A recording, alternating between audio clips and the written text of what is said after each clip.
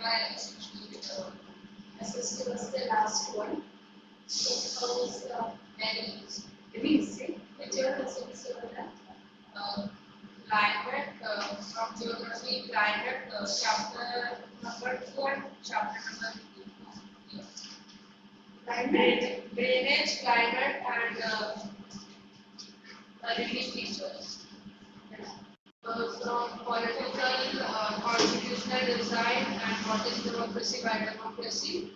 History, chapter number 2. Economics, what is that? Chapter number 4. Food security. I know. These are the schools, school version of that. And geography and economics are is like so the school promoted him to 10th lakh faculty. So he would be teaching us anything. Anyhow, questions come very hard. So this way, no problem for you.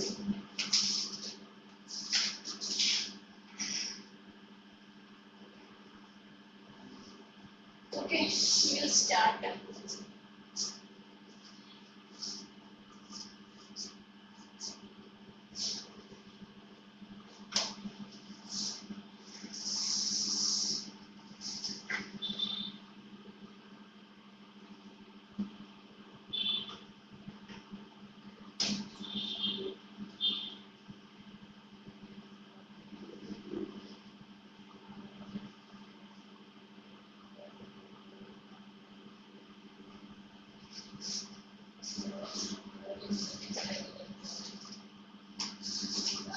Okay. Last week I have told you we will start climate lesson, no?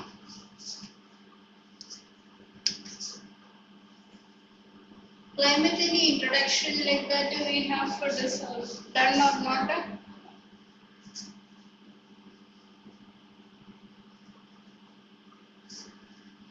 Can you tell what is climate? Climate refers to the weather conditions and the variations in weather conditions over a large area for a long period of time, more than 30 years. Oh, 30? More than 30 years. It is the sum total. Sum total of this and out of that average is taken. So then only this weather conditions. When we are taking for that long time and a larger area. Okay. Can you tell me what is weather? Weather is a type of variation in climate conditions over a short period of time. Basically, weather is the see, both the cases we are talking about atmospheric conditions. Okay, but what is the difference? So when we are taking that weather and climate,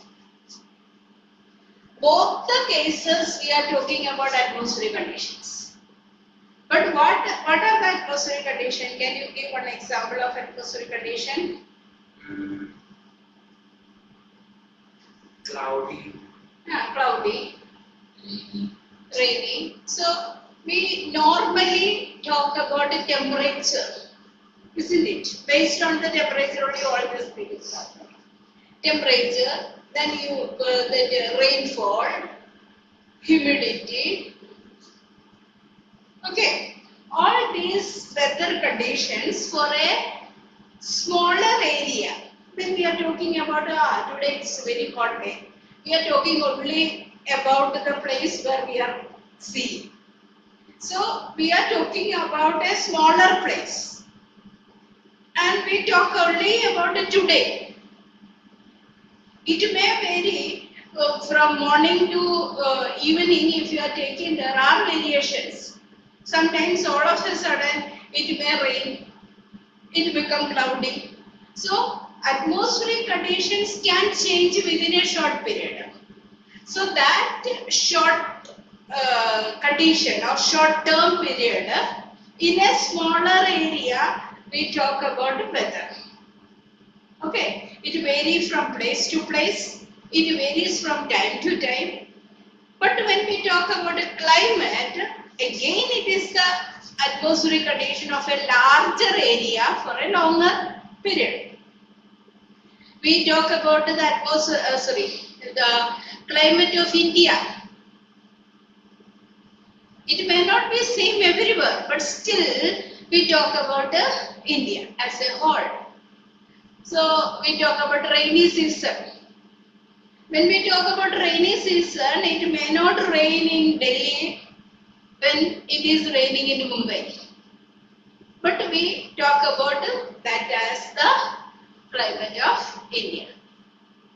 Did you get the meaning? The differences between? You want to write that differences? Okay. Differentiate between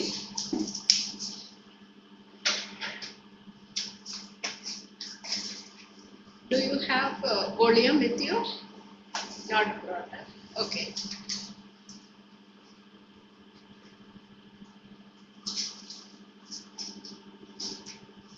Weather and climate.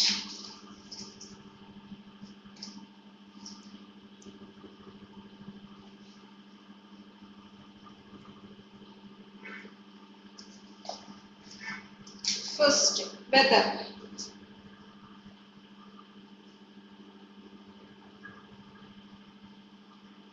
It refers to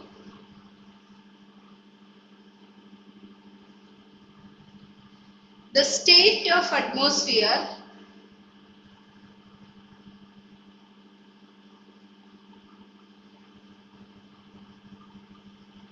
over an area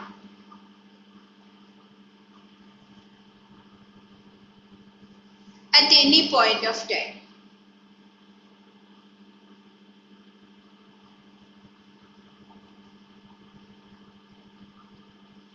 Then next point you write for that weather. Windy day,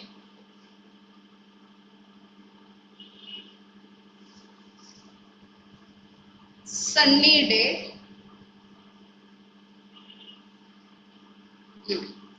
then third point, the elements of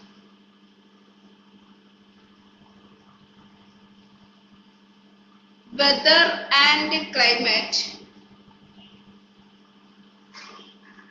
are same.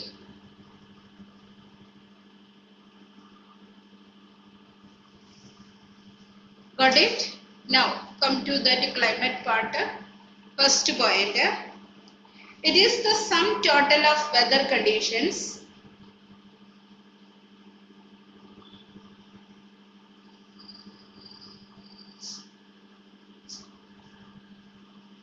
and variations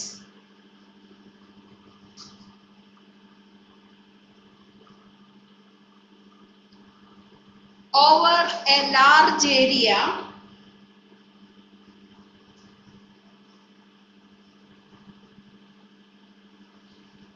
for a longer period.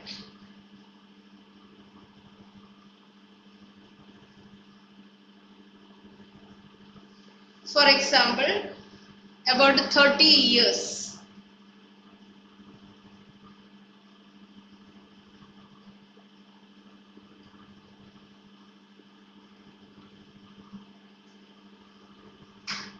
Next, rainy season, summer season,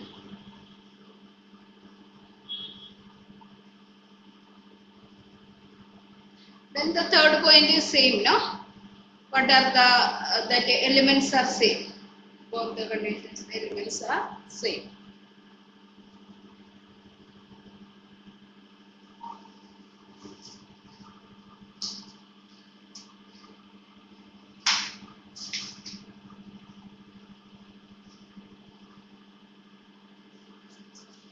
Now, when we take about this one, India as a whole, different places can have different type of conditions. See, when we talk about the Thar desert or Rajasthan, During the daytime it is very hot. The same night it will be cold condition. And when we talk about that Dras region of Jammu and Kashmir, the temperature go below 0. That is minus degree. There are some regions like Thiruvananthapuram and all. There is not much variations between that what is day temperature and the night temperature. Not much variation. So this kind. So have you heard about this word diurnal? What is that? Daily. Daily temperature. So diurnal temperature, there is not much variation in Thiruvananthapuram. Can you tell what could be the reason? That is surrounded by 3 water bodies. So moderating influence of the water is there. Whereas when we talk about Delhi, the climate is continental. So there are 2 types of climatic condition. One is continental. This you just write. Continental.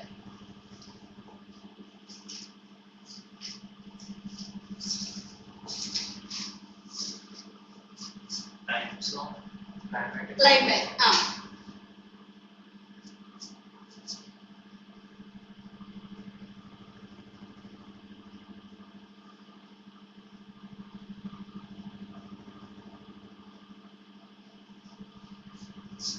One is continental. That continental climate is extreme. You write that word, continental, extreme. Second is maritime, moderate.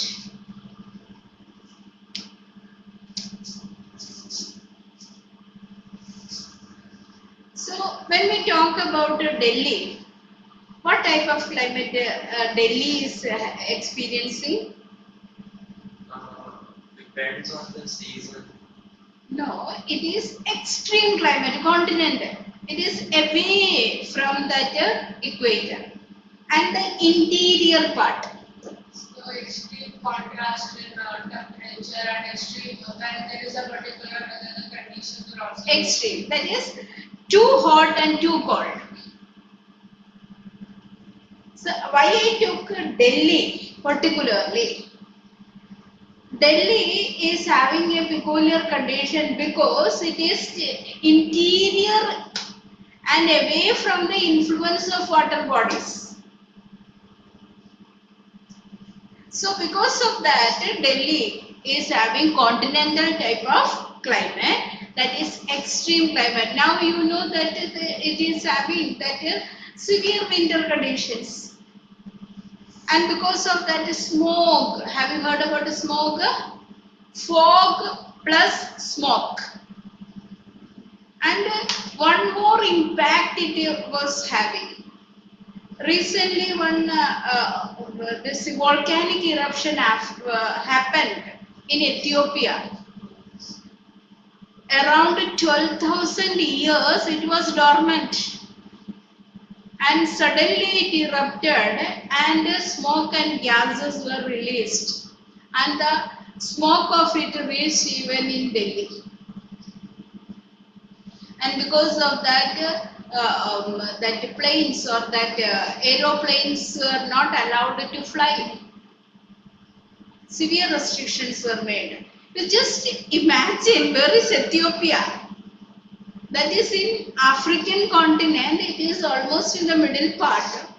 There, this volcanic eruption happened. So, what I want to tell is that it is connected. Whatever happening in one part, it is having the effect on other part also. what if the volcano is on the Nicobar Island someday erupts? What will happen? It may have a big consequence because now it is the problem is that it is in the barren island. The same way that This one was also barren, that is uninhabited island. But still, what was the peculiarity of this volcano? It released smoke and gases to a height of 14 kilometers high. 14 kilometers, that is, smoke was going up. You want to see that? Just take that video and see that. Very, do you know how to take? Yes. At the same time, we'll share also. Otherwise, this is a very big volcano or small? so its impact was more because around 12,000 years it was silent. People never expected. As the region was uninhabited, casualties were less. But it released certain type of gases, sulfur dioxide, then what is that, silica and all were released. This silica used to enter into that planes, that motor, and it blocked that. That is why they have given that warning. This one. In small one, that is news only, but still you can. When you have the perfect response. Sharing. Why you subscribe? Any name or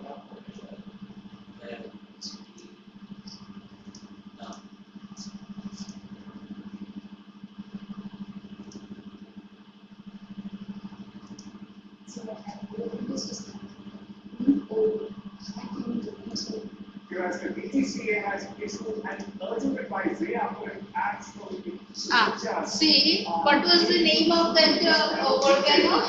multiple countries and has entered You just see that where it is situated. It was erupted for the first time in over 10,000 long years.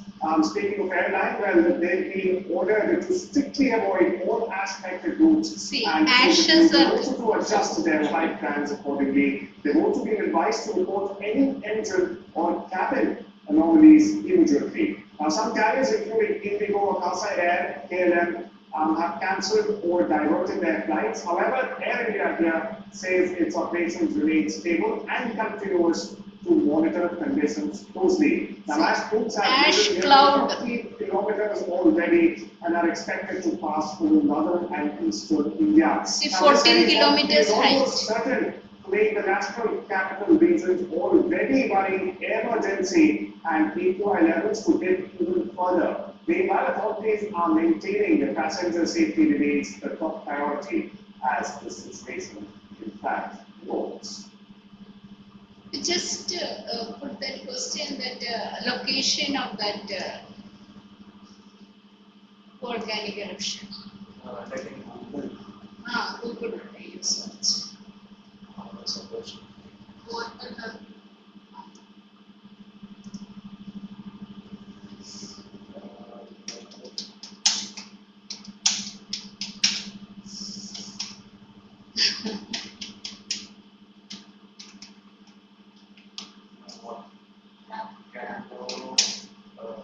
It is there.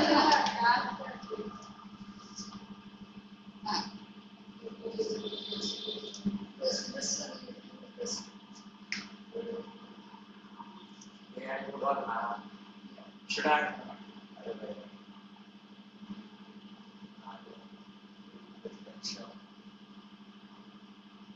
Should I show it in the image you just.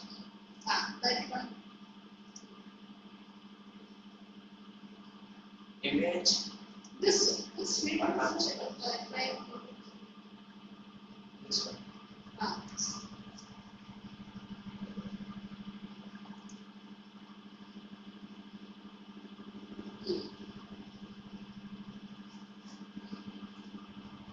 You see that a big well like it is formed, and from there that smoke and powder started lifting up to 14, not lava. Every time lava will not come, only gases and smoke.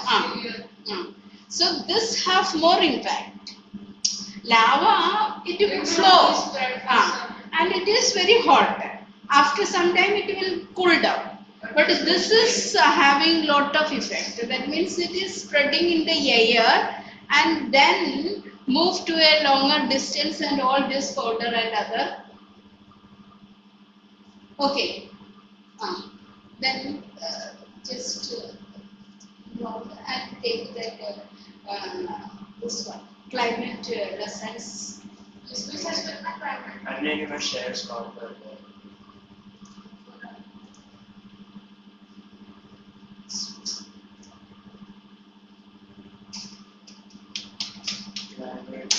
Plus language. No.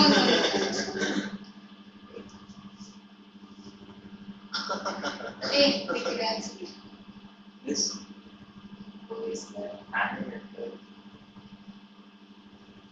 animated you take.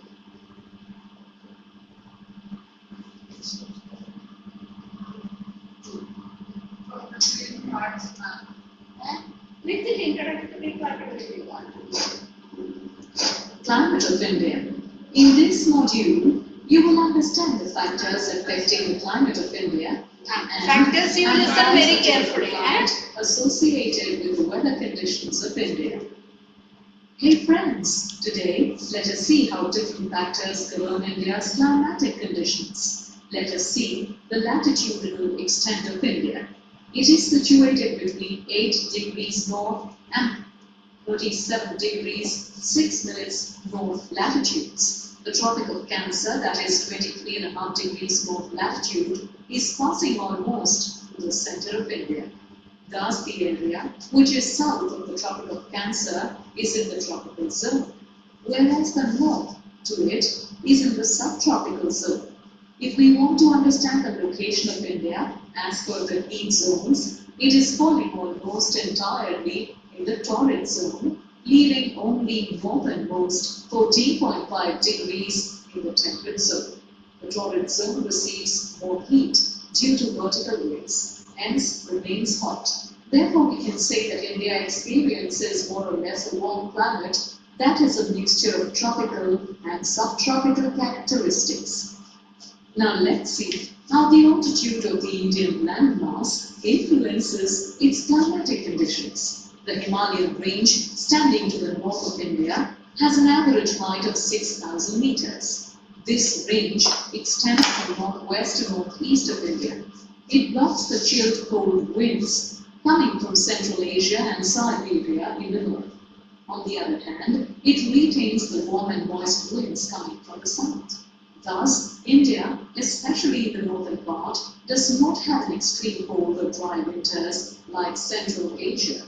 Secondly, the places located in the higher altitude are cooler than the places located in the plain regions. This is because the atmosphere is thinner in the higher altitude. One very interesting feature of the Indian climate is its typical wind and pressure system. Both these atmospheric elements are governed by the upper air circulation and western cyclonic depression. Let me elaborate to you on how this phenomenon works. India is falling in the northeasterly wind belt. In the northern hemisphere, due to more landmass in this belt, the northeasterly wind is blowing from the land to the sea. So these winds are dropping. This dry prevailing wind might turn India into a dry desert, but some other important factors play very important roles to make India a rain-fed country. The effect of upper air circulation is dominant over India. This is called the jet stream. These are air circulations in the troposphere around 6 to 11 kilometers above the surface. It flows in strips and merges with each other anytime, anywhere. The speed of a jet stream varies between 110 kilometers per hour in summer to 184 kilometers per hour in winter. Jet streams are capable of affecting the weather pattern of a season by changing the low pressure and high pressure systems and temperature conditions of a particular over 27 degrees to 30 minutes north latitude, the subtropical westerly jet stream prevails. This is the region of the northwestern Himalayas. During the winter months, the cyclonic disturbances are driven by this westerly flow from the Mediterranean Sea region towards the northwestern part of India. This is a temperate cyclone that moves from west to east in the northern hemisphere. After reaching the Punjab plains of northwest India, the wind gets trapped and causes moderate shower on the plains and snowfall on the hills of Himachal Pradesh, Uttarakhand and Jammu and Kashmir. Similarly, during October and November, the tropical easterly jet stream is dominant over the eastern coastal region of India. Due to this, a low pressure depression develops over Bay of Bengal, which moves towards west. Thus, during this time, cyclonic rainfall occurs along the coast of Odisha, Andhra Pradesh and Tamil Nadu. Let's recap. The Tropic of Cancer, that is 23.5 degrees north latitude, is passing almost through the center of India. India experiences more or less a warm climate that Back. The same thing will happen.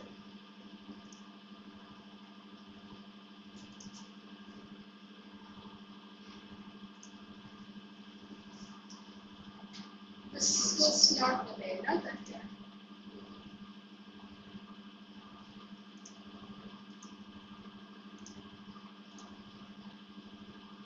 Okay.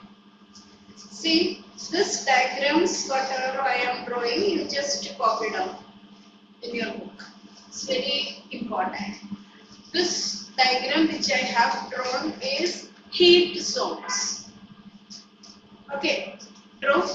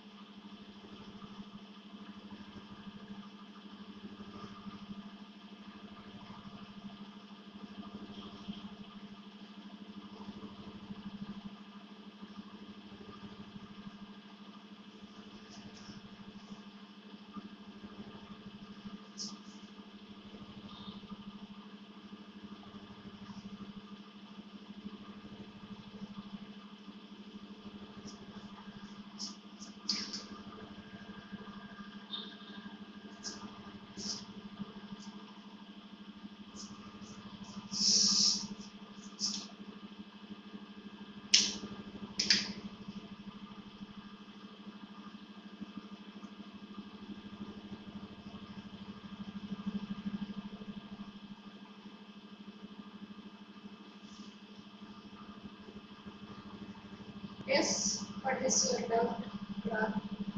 See, this one is 0 degree, that is equator.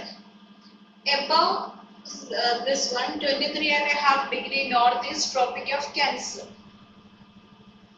This below that, 23.5 degrees south is Tropic of Capricorn.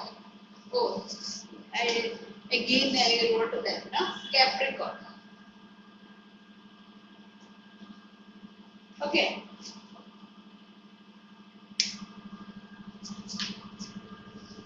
This one is 66.5 degrees south, 66.5 degree north.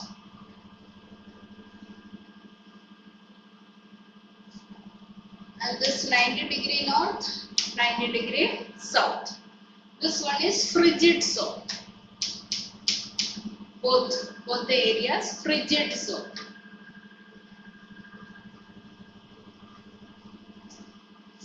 Have you completed?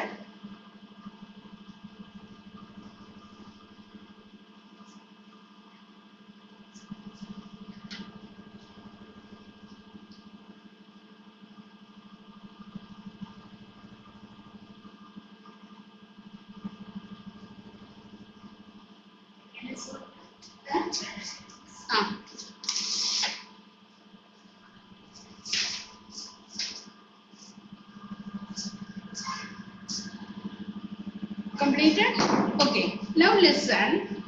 This is heat zones. That is based on the heat, this region is receiving how that region is getting that experience of temperature. That is why these are the heat zones. See, we know that maximum heat is received between this 23.5 degree north and 23.5 degree south. So that is why that is direct sunlight. So this region is called as torrid zone. What is it called as? Torrid zone, because of that heat. More that experience of temperature is experienced in this region. Okay. Did you get it? Now, when it is going north, slanting rays they are getting. So that region is called a temperate zone. What is temperate zone?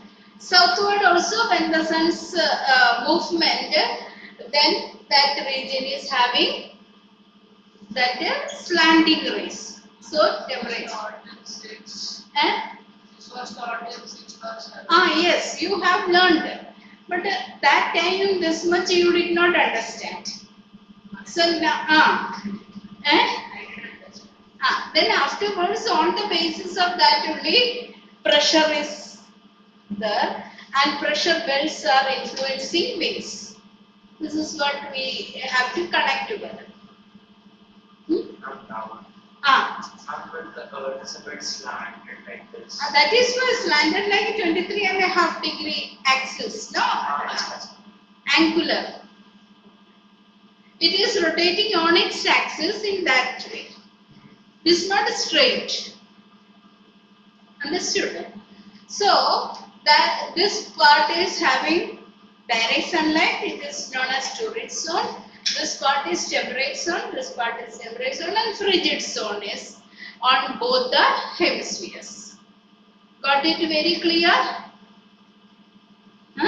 Now, this temperature influences the pressure. That is why here we are going to study about another type of experience, pressure belt. This is temperature belt, that is heat belt. Here we are going to study about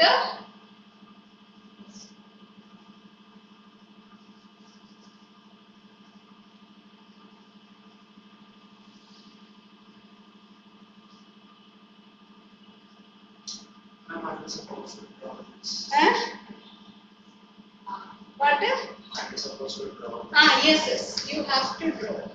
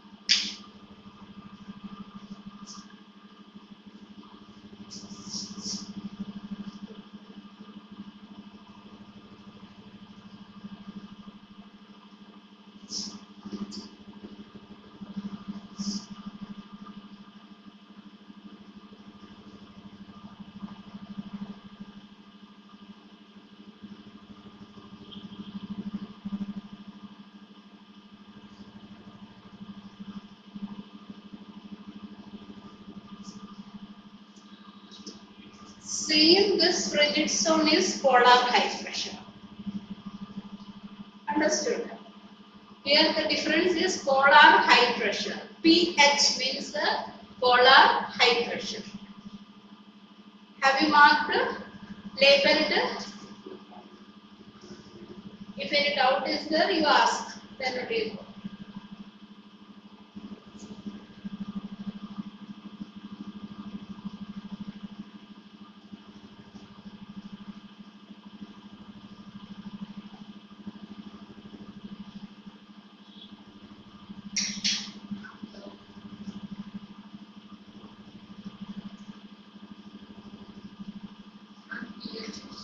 And polar high pressure. You just write fully. Polar high pressure.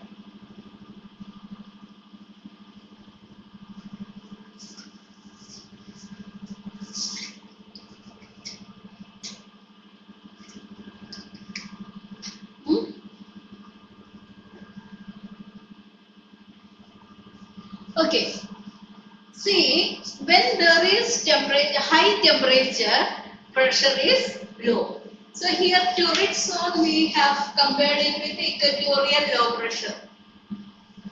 What is the relationship?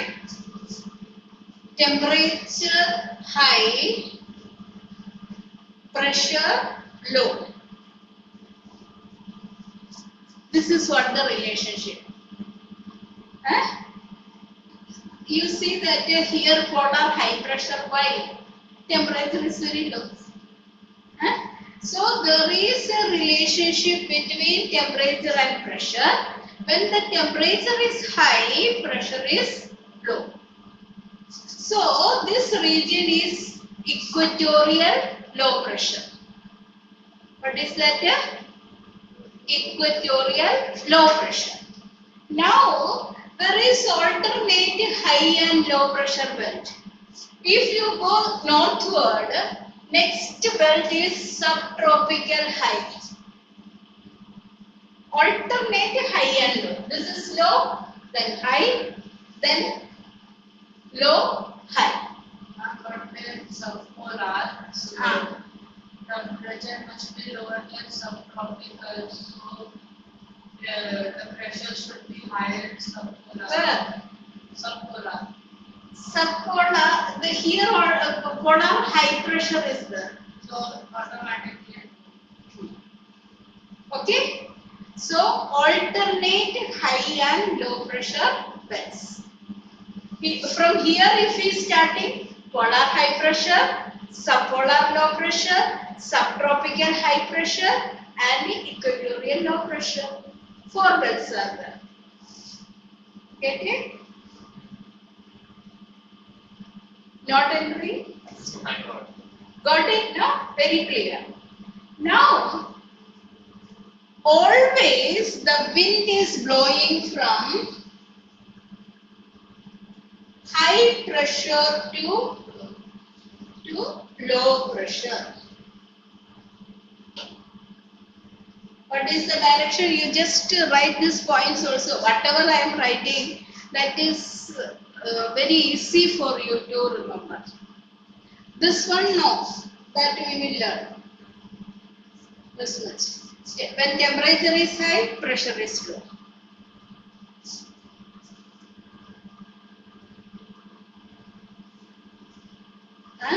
Wind blows from high pressure to low pressure. That way, here there are wind systems. There are some winds which are blowing always in a particular direction. What is the direction? In the southern hemisphere, what is that?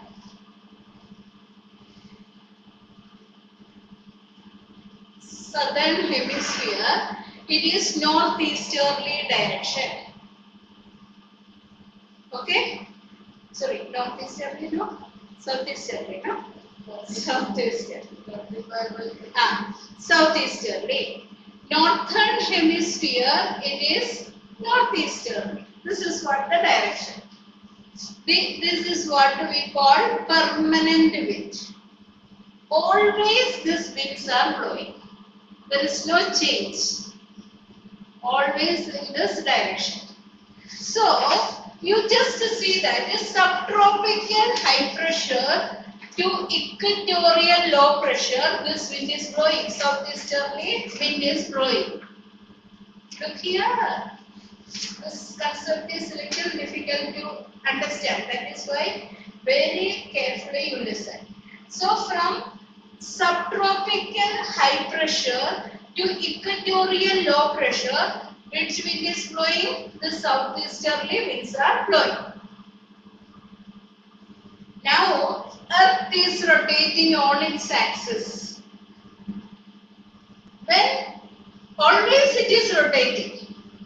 What is the direction of that rotation? West to east. When it is rotating and after crossing the equator, when the wind is crossing the equator, there is a particular development, Coriolis force. Ferrel's law. Coriolis force means it moves to its west. That is southeasterly wind becomes southwesterly. It's deflect after crossing the equator. Understood?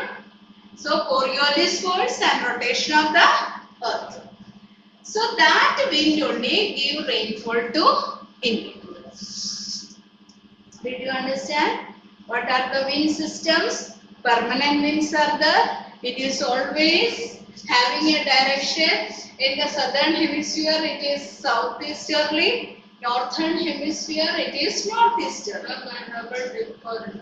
Eh? I never did for it. We can write southeasterly winds plus Coriolis force is equal to southwest winds because it bends it good right. Southwesterly winds. Okay. Because when it in exam it comes to southwest monsoon winds. So we also have to write their origin. So this is the west way that southeast winds come. And due to that Coriolis effect, it deflects to its right. That is what a southwesterly. Got it? So this is what the first thing. This much part is clear. Now let us see what are the other factors influence the climate of the country. Shall I rub this?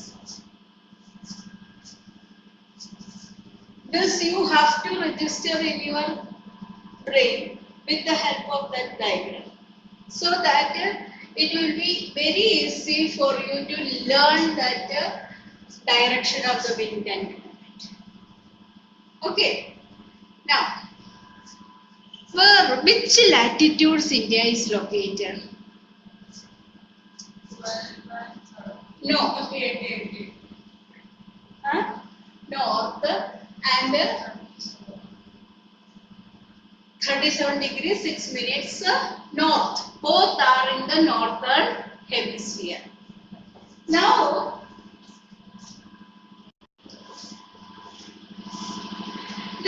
when you are studying, we have learned the maximum changes are taking place within that up to 23.5 degree north and 23.5 degree south. And when we study about this small thing, 23.5 degree north latitude, that is Tropic of Cancer, passing almost through the middle of India, dividing it into two parts. First lesson we have studied 23.5 degree, that is Tropic of Cancer, pass through the center of India, almost middle of India, dividing it into two equal parts. In that case, India would have been very hot, but India is not having that heat. Why? The southern part of India is surrounded by 3 water bodies, isn't it? So, instead of having a very hot climate, Because of the moderating influence of the water bodies, it is not having that much heat. But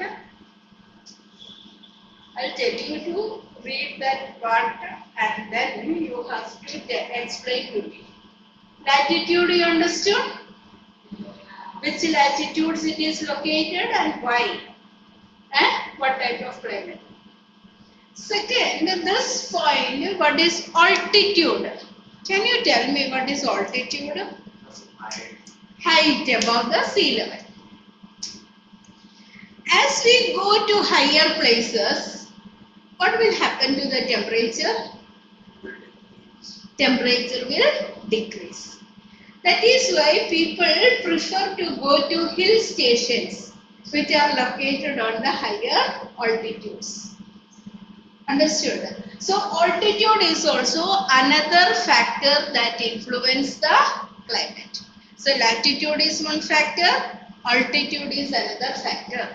Third, pressure and wind system. Already we have studied about the pressure and wind system. There is a correlationship between the pressure and the wind.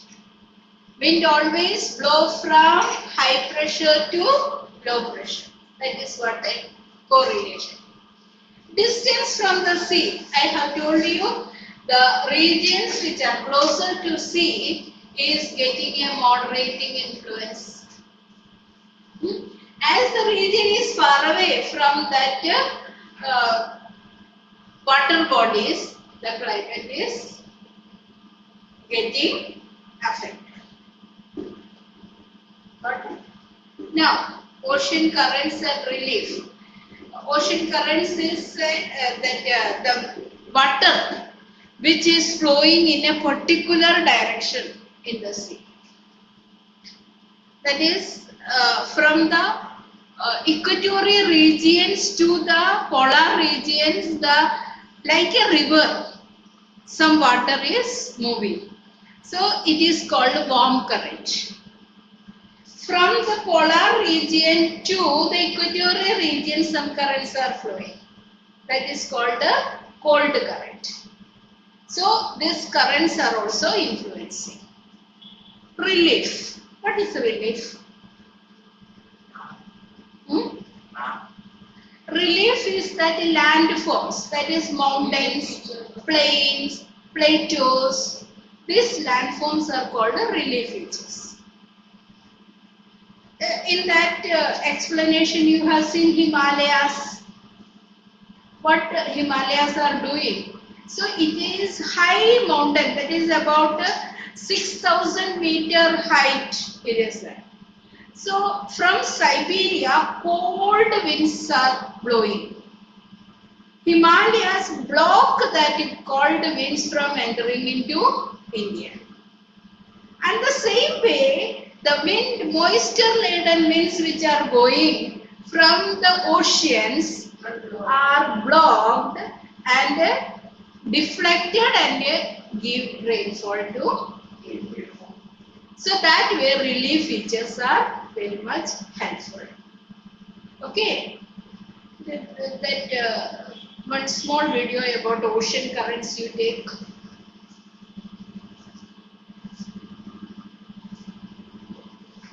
Not like that, another.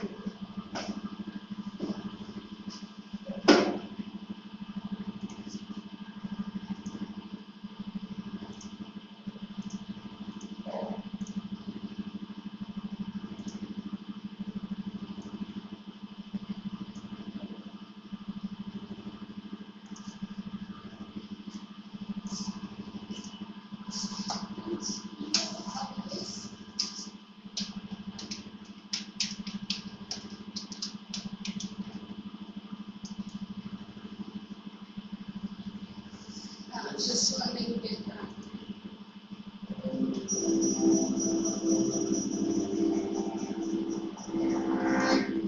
In 1992, a cargo ship carrying bath toys got caught in a storm.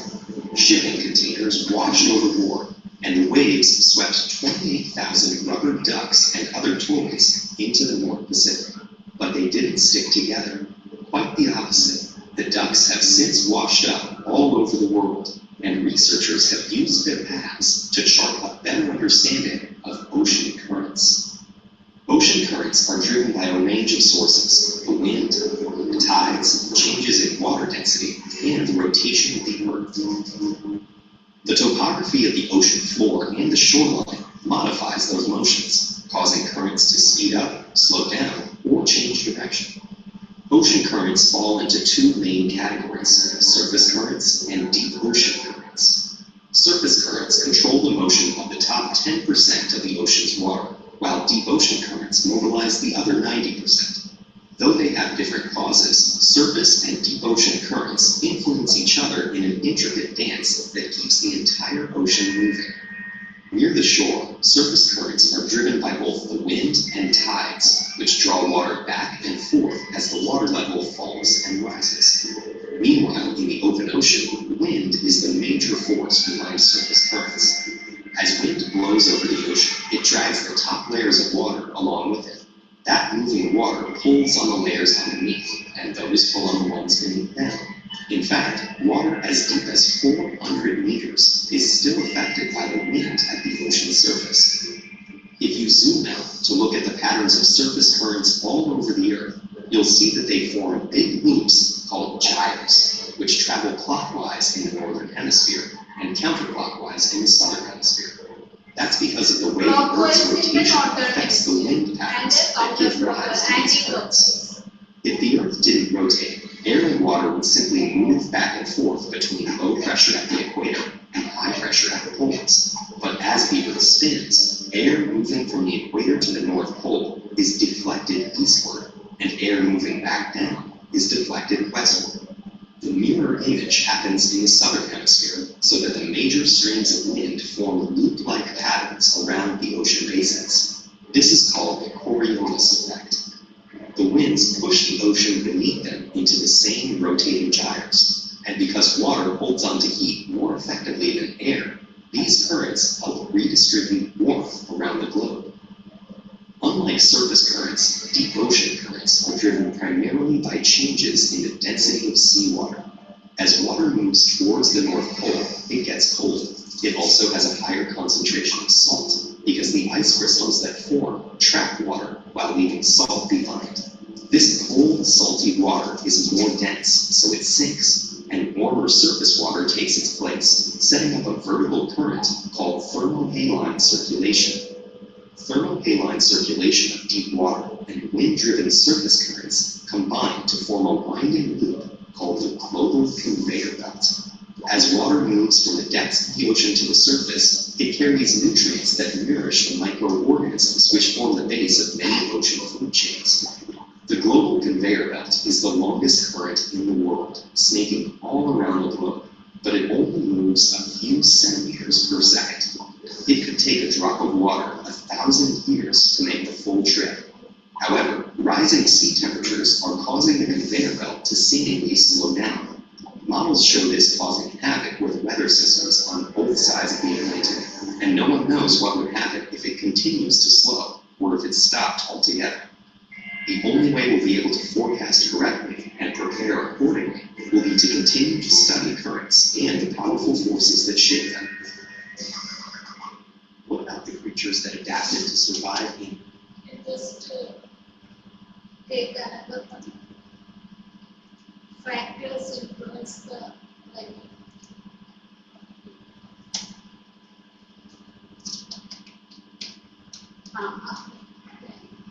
Now that is ocean currents.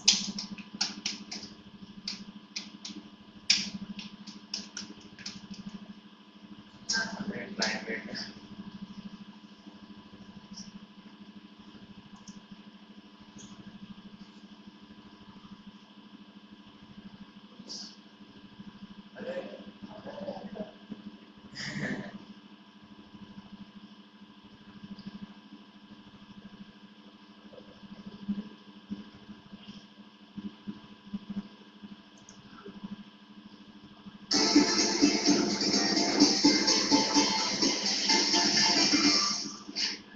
What if your YouTube binge sessions could actually make you smarter? Yeah, this tool turns any video you watch into a critical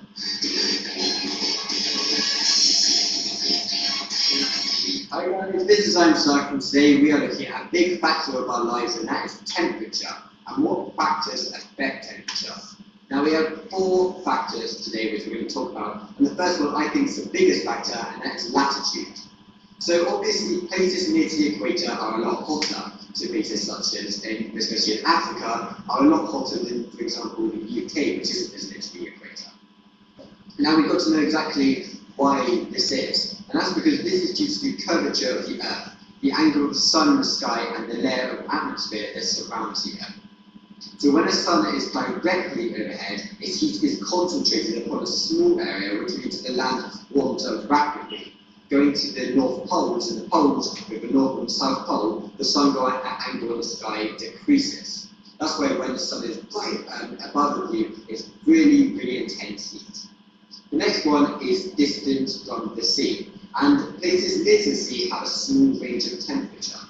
Now this is because in summer the sea heats up slowly and the temperature remains lower. However, in winter the sea remains hotter, so temperatures are fairly mild. So again, that's simply just in summer you might have quite a few colder summers, so still hotter than winter, they're still colder compared to other places. However, in winter, your winter will be fairly mild. Some places in the UK are quite similar to that. However, if we go to some place far from the sea, they have a large range of temperature. And that means in summer they heat up quickly, whilst in winter they lose heat rapidly. So maybe the countryside or something, in summer they're going to be really, really hot, and it can be unbearable heat, whereas in winter it's going to be very cold because it's losing all that heat very quickly. The next one is prevailing winds. Now, this is because the temperature of the wind depends on where it comes from, which is quite self-explanatory.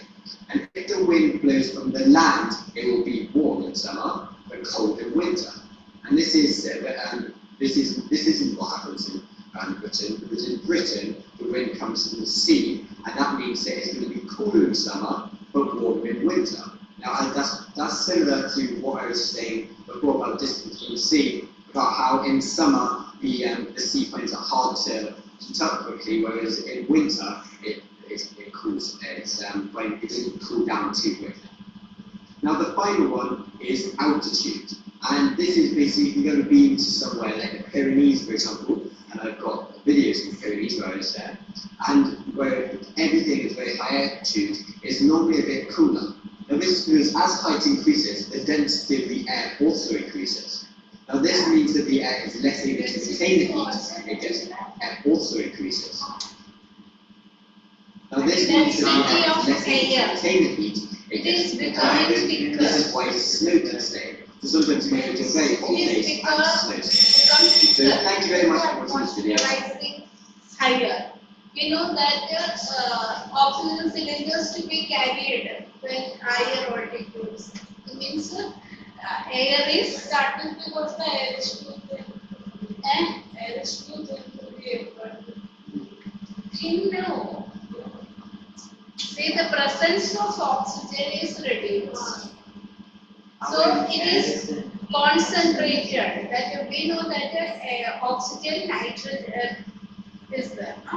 So that the nitrogen presence more.